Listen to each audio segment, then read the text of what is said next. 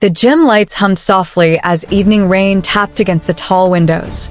Ethan Cole pushed his mop across the mat. Remember, precision The smell over of power. sweat Understood, and rubber Sensei. still thick in the air. His shoulders ached, not from You think you're training, ready for this? but from a long day that had started before sunrise. Around him, lockers slammed, laughter echoed, and confident footsteps passed without noticing him.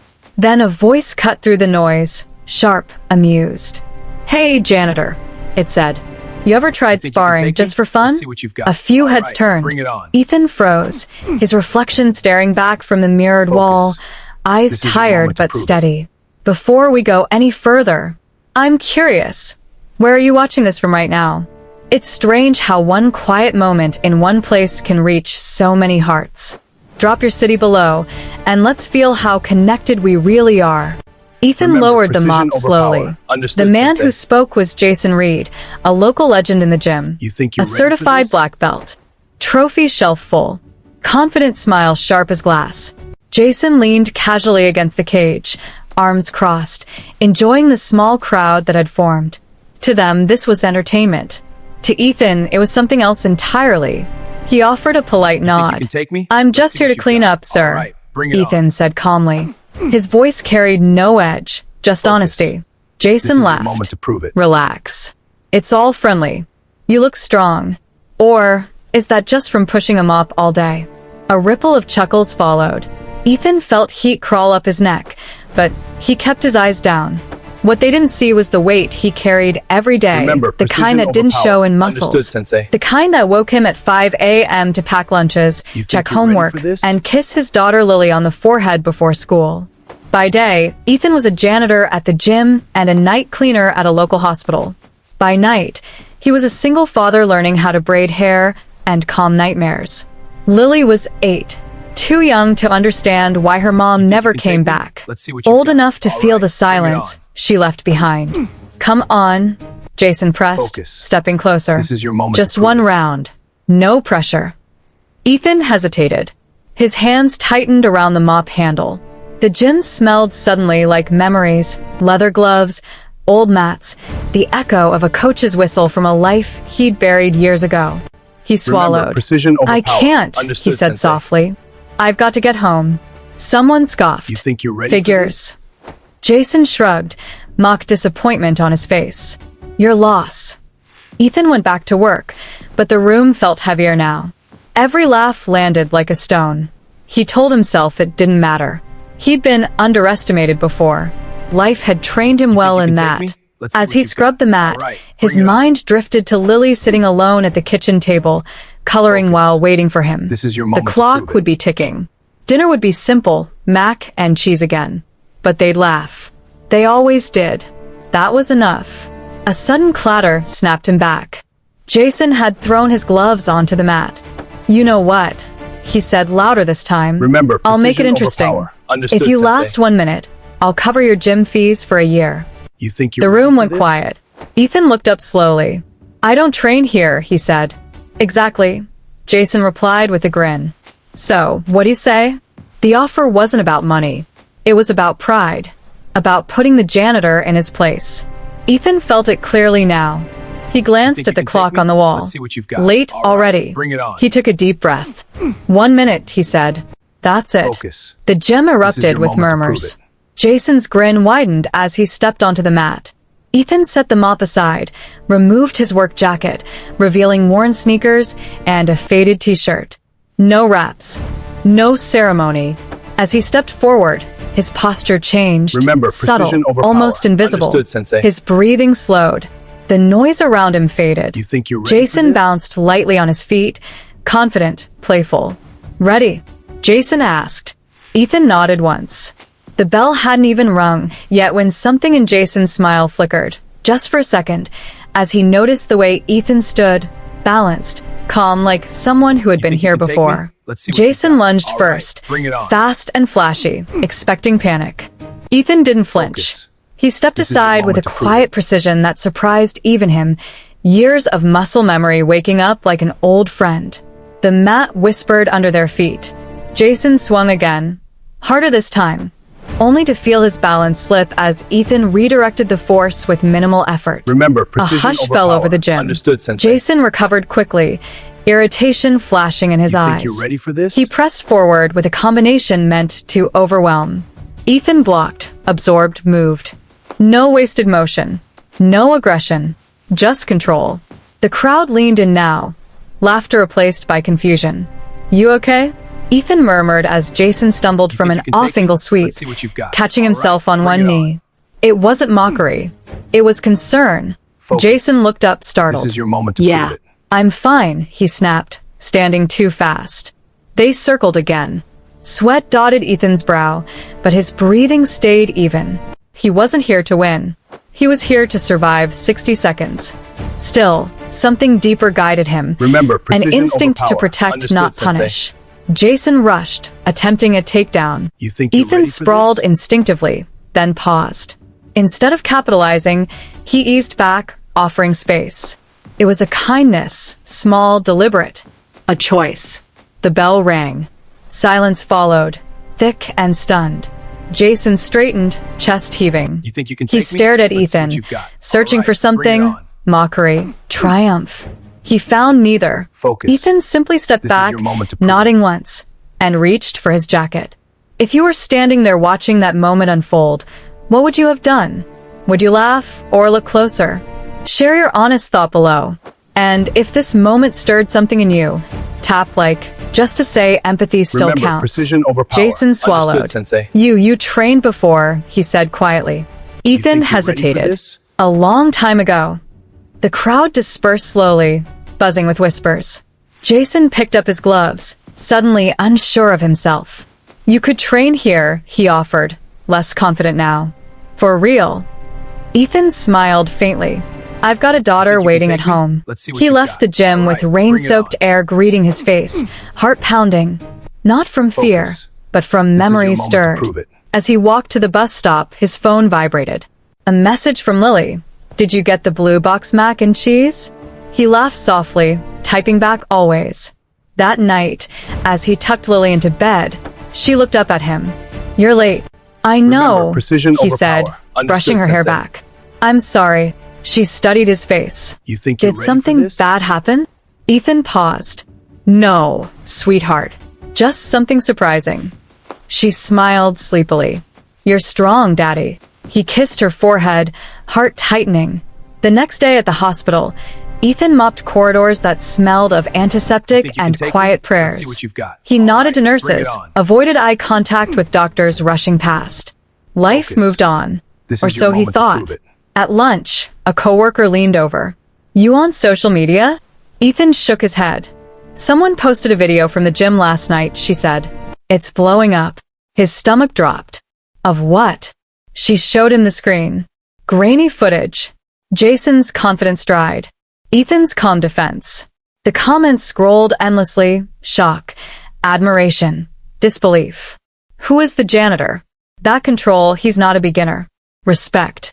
Ethan handed the phone back, hands trembling. Attention was dangerous. He'd learned that before. That evening, as he cleaned the gym again, Jason approached, different now. No crowd. No smile.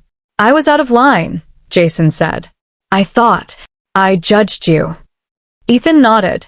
It happens. Jason hesitated. Why'd you stop? You could have finished it. Ethan met his eyes. Because I didn't need to. Something shifted between them, an unspoken understanding. Jason extended his hand. Ethan shook it. Outside, rain began again, tapping softly like a reminder. Ethan returned to his mop, unaware that this small act of restraint, the kindness no one cheered for, had already set something much bigger in motion. The days that followed felt heavier, like the air itself had thickened around Ethan's life. He noticed in the way people at the gym now watched him, no longer dismissive, but curious. Some nodded with respect. Others whispered. Ethan kept his head down, mop moving in steady lines, pretending nothing had changed. But inside, old doors had cracked open. Late one night, after Lily had fallen asleep with her homework half finished on the couch, Ethan sat at the kitchen table staring at a faded photograph. It showed a younger version of himself, bruised knuckles wrapped in tape. standing beside a coach who believed in him once. That was before the accident, before the hospital room, before promises that never made a home. He folded the photo and slid it back into a drawer, the same place he'd buried every dream that didn't fit into survival. The next afternoon, Jason found him again. This time, there was no gym crowd, just the echo of a nearly empty room and the squeak of sneakers on rubber mats. Jason held out a folded flyer. "There's an open invitational," he said. "Nothing big, community stuff, but you should think about it." Ethan didn't take it. "I'm not that guy anymore." Jason exhaled slowly. "You're exactly that guy. You just forgot." Ethan's phone buzzed in his pocket. A call from Lily's school. His heart dropped. The nurse's voice was calm, but words like accident and observation blurred together. Ethan was already running before the call ended. At the hospital, the smell hit him first. Clean, sharp, familiar. Lily sat on a bed, arm wrapped, eyes red from crying. She tried to smile when she saw him. "I fell," she said quickly. "I'm okay." Ethan knelt beside her, hands shaking as he checked her face, her hair. "I'm here," he whispered, over and over, as if saying enough times could make it true forever. When the doctor explained it was only a minor fracture, relief crashed over him so hard Ethan had to sit down. He stayed until she slept, watching her chest rise and fall. Have you ever had someone show up for you exactly when you needed it most? If yes, type yes, and tell me who that person was. Sometimes remembering them reminds us we're not alone. While Lily slept, Ethan stepped into the hallway, leaning against the cool wall. Jason's flyer peeked from his pocket. He didn't remember taking it. His hands trembled as he unfolded it. Community invitational, one night only. Ethan closed his eyes. He thought about medical bills, about Lily's future, about how strength, and used, slowly turns into regret. The next week, he started waking before dawn again, not just to work, but to train, quietly, in the old park where the lights flickered and no one watched. His body protested at first. Muscles stiff, breath shallow. But memory is a powerful thing. Each day, it came back a little more. Jason noticed a change immediately. "You're training," he said one evening, almost smiling. Ethan shrugged. "Just moving." Word spread anyway. The night of the invitational arrived faster than expected. The gym buzzed with energy, families, locals, small cameras everywhere. Ethan stood in the locker room, tying borrowed gloves with careful fingers. His reflection looked older, tired, but there was something else there too. Resolve. Jason passed by, stopping at the door. "No matter what happens," he said, "I'm glad you showed up." Ethan nodded. "Me too." When Ethan stepped onto the mat, the crowd murmured. Some recognized him. Others didn't. The announcer hesitated over his name. "Ethan Cole." Across from him stood a younger fighter. Fast, hungry, confident. The bell rang. Ethan moved with patience, absorbing the rhythm, letting the noise fade. He wasn't fighting for pride. He wasn't fighting for crowd. He was fighting for the little girl asleep at home with a cast on her arm, trusting her father to stand back up. As the match intensified, something unexpected happened. The crowd began to cheer his name, not mockingly, not loudly at first, but steadily. Ethan felt in his chest the weight and warmth of being seen. And just as he shifted for a counter, everything changed in a way no one, least of all Ethan, was prepared for. The younger fighter struck fast, a sharp kick aimed at Ethan's ribs. Ethan blocked but felt the impact rattle through him, a reminder that time leaves its mark. He adjusted, grounding himself, letting instinct guide him instead of force. Around them, the gym pulsed with noise, cheers, gasps, the slap of skin against mat. Midway through the round, the younger fighter slipped on sweat. It was brief, barely noticeable. Ethan saw it and saw the opening. One move could end it. He hesitated. That pause cost him. A punch clipped his jaw, sending him backward. The crowd groaned. Ethan steadied himself, tasting blood, eyes still calm. He wasn't angry. He wasn't afraid. He was choosing. They clinched. The younger fighter whispered through clenched teeth, "Why are you holding back?" Ethan breathed out slowly. Because I don't need to take more than I'm given. The final seconds ticked away. When the bell rang, both men stood breathing hard, neither clearly victorious. The judges conferred. The crowd waited restless. Ethan stepped back, nodding respectfully to his opponent. In that moment, win or lose felt strangely irrelevant. Now it's your turn. Think of one small good thing you've done recently, even if no one noticed. Share below, so others remember kindness still exists in quiet places. Your words might reach someone who needs them tonight. The decision came. Split draw. Some cheered, some booed. Ethan felt only relief. Jason met him at the edge of the mat, clapping him on the shoulder. You proved something tonight, he said. Not just skill. After the event, as people filtered out, a woman approached Ethan. She introduced herself as Grace Miller, coordinator for a local youth program. We run self-defense classes for at-risk kids, she said. They could learn a lot from someone like you. Ethan hesitated. Teaching meant time, exposure, risk. But Grace's eyes were sincere. You don't have to decide now, she added gently. At home, Lily waited up despite the late hour. Did you win? She asked, eyes bright. Ethan smiled. I showed up. She hugged him carefully, cast and all. That's my favorite kind of win. The weeks that followed blurred into something new. Morning still started early, but now, twice a week, Ethan stood in a small community center teaching kids how to stand, how to breathe, how to protect themselves. Not just with their bodies, but with confidence. He never raised his voice, never showed off. The kids listened anyway. One afternoon, Jason watched from the doorway. You ever think this is what you were meant to do? He asked. Ethan looked around at the kids laughing, falling, getting back up. I think, he said slowly, this is what I needed to become.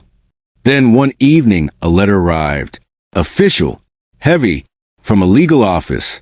Ethan read it twice, heart-sinking. The past he thought he'd outrun had finally caught up, and it was asking for more than he was sure he could give. He folded the letter, sat down at the table, and stared at the wall as Lily colored nearby, unaware that another test was waiting just beyond the door. The letter trembled in Ethan's hands long after Lily had gone to bed. Legal language cold and precise, spelled out a custody review request, filed by someone who hadn't spoken his daughter's name in years. His ex-wife's sister, the only family left from that side, claiming concern, claiming stability. Ethan laughed once, bitter and hollow. Stability was packing lunches at dawn. Stability was 2 jobs and tired eyes. Stability was choosing kindness when anger would have been easier. But none of that fit neatly into a file. The hearing date sat at the bottom of the page like a threat. Sleep didn't come that night.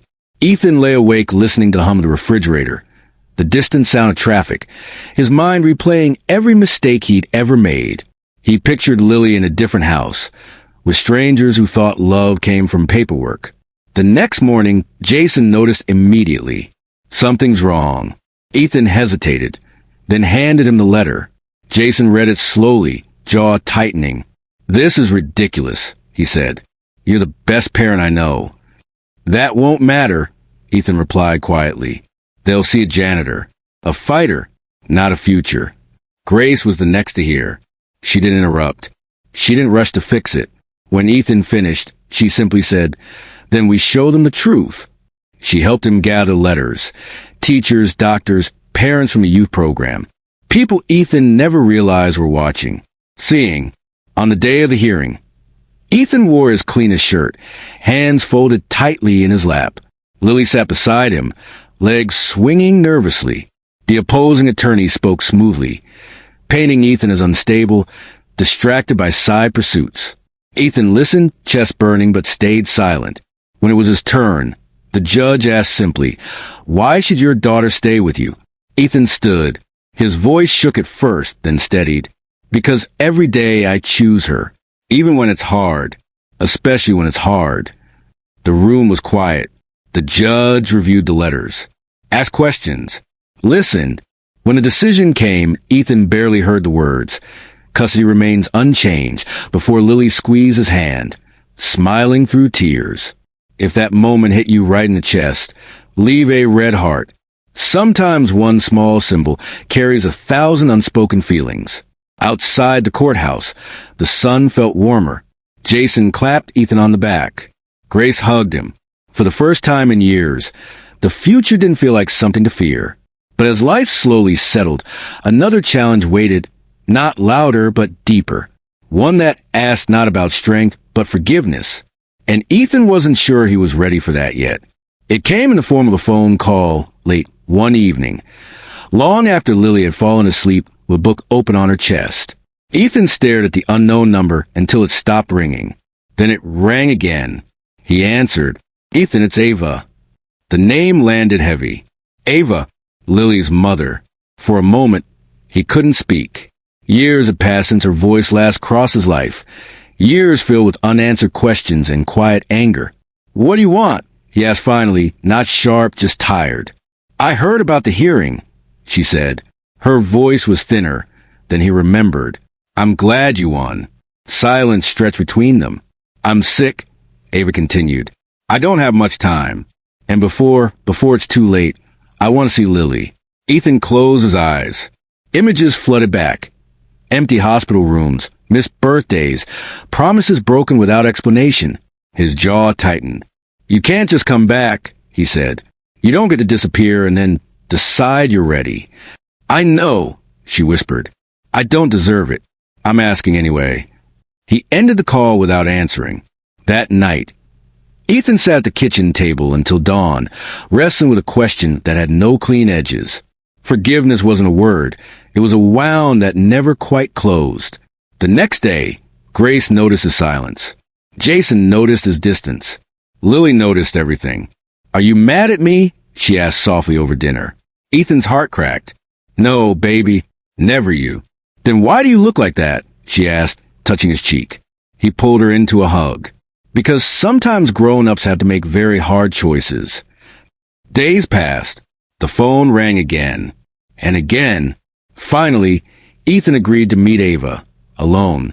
The hospital room smelled like antiseptic and regret. Ava looked smaller, fragile, her eyes too big for her face. "I'm not here to fight," she said. "I just want to say I'm sorry." Ethan stood by the window, arms crossed. "Sorry doesn't give Lily her years back." "I know," Ava said, tears spilling. "But maybe it can give her something now." He looked at her, really looked. Saw fear instead of excuses. Saw the weight she carried. "Be honest. Could you forgive after what she did? Type forgive if you think you could, or never if it would break you too deeply." Ethan didn't answer right away. He asked questions instead. Listened. For the first time, he heard the truth about depression, about running because staying felt impossible. He left the hospital without a promise. That night, Lily asked, "Do I have a mom?" Ethan froze. He sat beside her bed, choosing his words carefully. "You do," he said, "and she loves you, even if she didn't know how to show it." "Can I meet her?" Lily asked. Ethan swallowed hard. The choice wasn't his alone anymore. The following weekend, Lily sat across from Ava in a quiet room, drawing pictures while Ava watched her like a miracle. No tears, no drama, just presence. Ethan stayed nearby, heart tight, but something inside him slowly loosened. Forgiveness didn't erase the past, but it softened the future. And as Ethan watched Lily laugh, really laugh, he realized the strongest thing he had ever done wasn't fighting back. It was letting go. Ava passed away 3 months later, quietly in her sleep. There were no headlines, no crowds, just a small service in a sunlit chapel and a little girl holding her father's hand, trying to understand a goodbye that came too soon and far too late. Lily placed her drawing on the casket, a picture of 3 stick figures holding hands. "That's us," she whispered. Ethan knelt beside her, tears blurring his vision. He didn't feel anger anymore, just a deep, aching sadness mixed with peace. Ava had left this world knowing her daughter's smile. That mattered. In the weeks after, Lily asked questions, gentle ones, curious ones. Ethan answered honestly, never hiding the pain, but never letting it define the story either. Love, he learned, could exist even in broken chapters. Life found a new rhythm again. The youth program grew. More kids showed up than the room could hold. Parents stayed to watch, some wiping their eyes as Ethan taught not just how to defend a punch, but how to stand tall when the world tried to shrink you. One night, after class, Jason lingered. "The gym's offering you a position," he said. "Coach. Full-time. Benefits. Real pay." Ethan stared at the mat, the same one he once mopped unseen. "I don't know if I belong there," he said. Jason smiled softly. "You already changed it." At home, Ethan talked it over with Lily. "What do you think?" he asked. She grinned. "You'd be the coolest coach." He laughed, a sound that felt lighter than it had in years. He took the job. On his first day as coach, Ethan arrived early.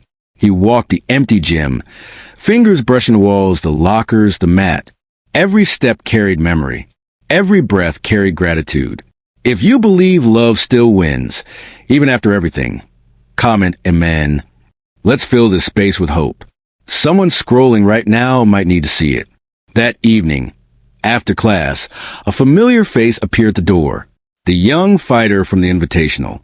He stood awkwardly, hands in pockets. "I heard you're coaching," he said. I was wondering if you'd train me." Ethan nodded. "Only if you're ready to learn more than how to hit." The young man smiled.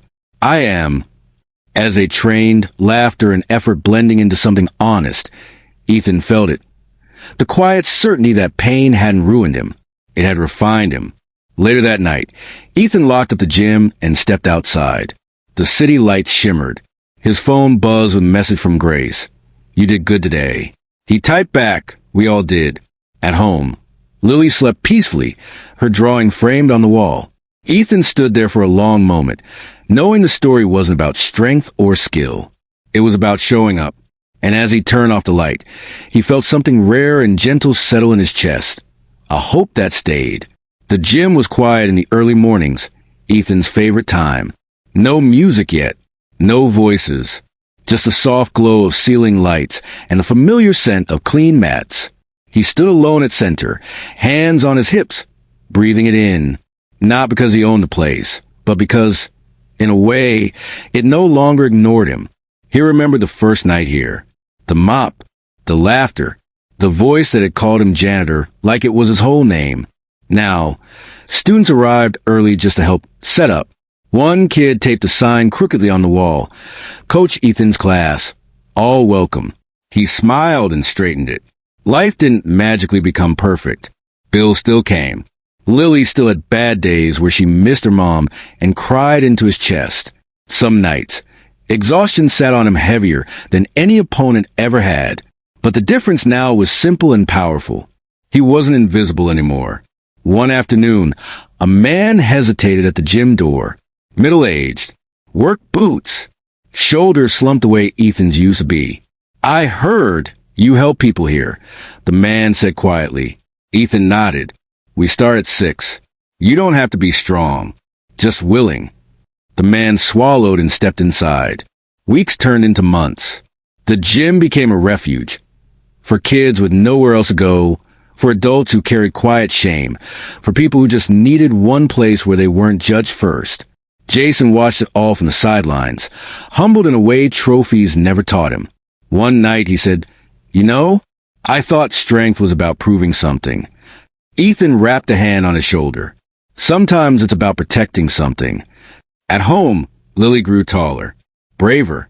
She spoke about her mom with a soft honesty that no longer hurt the way it once did. One night, as Ethan tucked her in, she said, "Daddy?" "Yeah, kiddo?" "I'm proud of you." He blinked fast. "Why?" "Because you didn't turn mean when people were mean to you." That was when Ethan had to turn away, pretending to straighten the blanket, so she wouldn't see his eyes. The next community invitational came around, but this time Ethan didn't step onto the mat. He stood ringside instead, coaching, encouraging, cheering louder for others than he ever did for himself. When one of the students lost and looked ready to quit, Ethan knelt and said, "You showed up? That already makes you stronger than yesterday." The boy nodded, wiping his face. That night, as the gym emptied and lights dimmed, Ethan stayed behind. He walked to the center of the mat and sat down cross-legged, listening to the hum. He thought about how close he'd come to walking away that first night, how easily bitterness could have hardened him, how one choice, to stay calm, to stay kind, had quietly rewritten everything. If this story moved you, don't scroll past silently. Tap like, not for me, but for the man who kept choosing kindness when no one was watching. One click can be a way of saying, I saw you, I felt you, you mattered. Ethan stood and turned off the lights. Outside, the city breathed around him. He headed home, where Lily waited with homework questions and late-night laughs. Where life wasn't perfect, but it was honest. And if there was a lesson in all of it, it was this. You don't need a title to be strong. You don't need recognition to matter. Sometimes the most powerful thing you can do is remain kind when the world gives you every excuse not to.